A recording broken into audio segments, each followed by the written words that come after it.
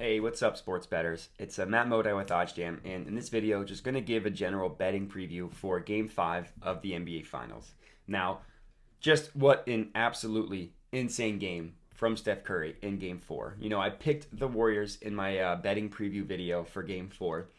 I was a little nervous about it because it seems like a lot of things were stacking up against the Warriors. I was pretty nervous, but just a Herculean effort from Curry. They got enough points from Wiggins. Wiggins had an awesome rebounding game. Steph had some timely shots, and somehow they were able to pull off the upset. But watching that game, especially in the second quarter, I just thought the Warriors had no chance. It felt like offense was so difficult for them to come by.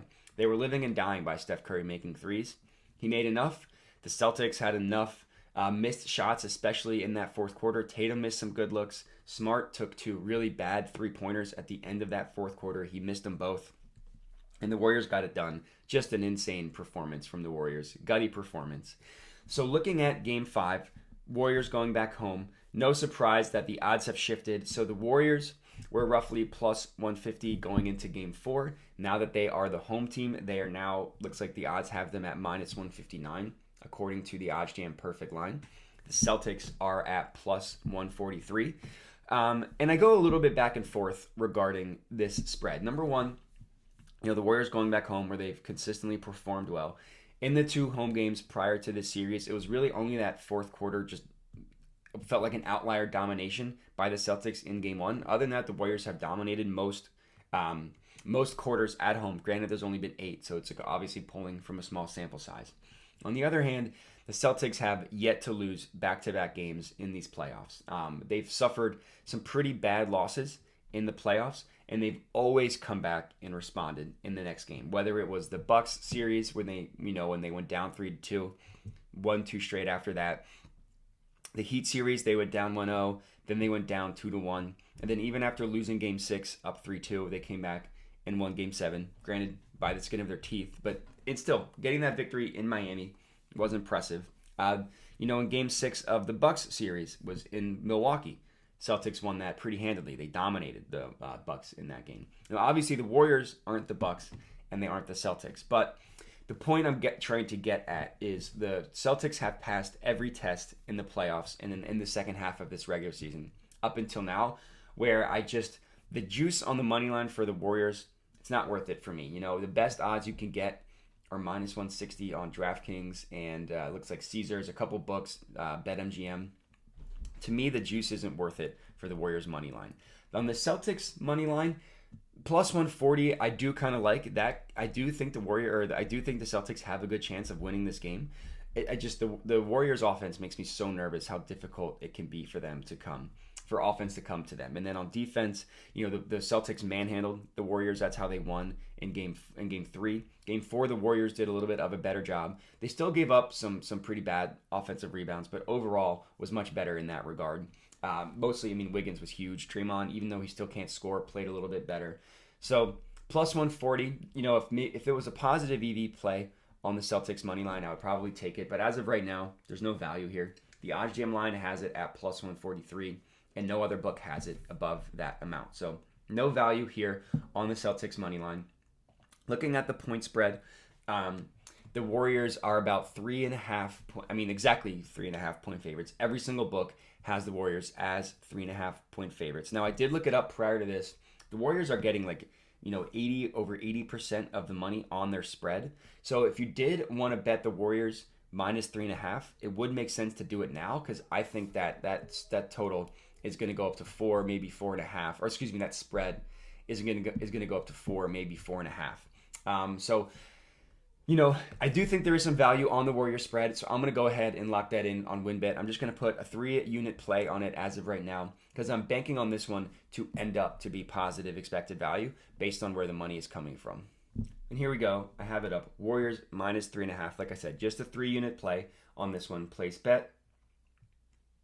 And we are good to go. So this one I will add to my Matt's Bets spreadsheet, which I had the Warriors money line on as well. So that is my spread prediction, Warriors minus 3.5, even though, like I said, it does make me nervous because the Celtics have stepped up at every spot in this playoffs. And like I said, they haven't lost 2 straight. Now, the total is something I'm a little more confident on.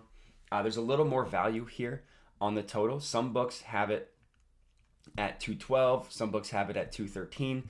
But I like this to go under based on the odds. I mean, more books have it under at 212 than 212 and a half, or than 213 as well. There is a little bit of value here as well with the OddsJam line having it at minus 112, and again on WinBet having it at minus 108. There's a little more value here on the under than there was on the Warriors spread. And this one, it's kind of funny. The over has hit in games 1 and 3. The under has hit in games 2 and 4. So if it keeps ping-ponging back and forth, game 5 should go over. But we all know that's not necessarily how sports work. And I think that the offensive explosion in game 1, I always felt was an outlier. The rate at both teams made three-pointers, I didn't think would keep up the rest of the series, and it hasn't. Game 3, the Warriors just got, like I said, manhandled on defense. The Celtics were just outbigged them and just dominated them in points in the paint and second chance points, which didn't happen in game 4. And I think that both these defenses are so good, especially with how good Clay was. It's almost like Clay, went back 5 years. The way he guarded Jaylen Brown in that fourth quarter when Jaylen Brown was cooking was vintage Clay and was really impressive. So I think the Warriors might have figured something out with Clay if he can keep that up. So I like this to go under. So I will put the full 5-unit max on this one. 125, full 5-unit max, place bet, perfect, and we're good to go. So those are going to be my 2 bets for the main line. I need to add this to my bet tracker. I also forgot to add the point spread one to my bet tracker, so I want to make sure I go in and do that as well. Always important to track your bets. You can do so on OddsJam. It's completely free. This one was 75. So in terms of money line, total, and spread, I got the Warriors minus 3.5 just because I think that'll end up beating closing line value. And I got the under 212.5 because there's some value on that. Now I like to just refresh the OddsJam positive expected value page, see if there are any positive EV bets that I missed, and I literally just search Warriors. So it looks like there is some value in the first half going over 101.5. I don't like the juice at minus 135 odds. Those are pretty unfavorable, but if it's a valuable play, then I'll take it, and I'll put this one's a 3-unit play that I'll put.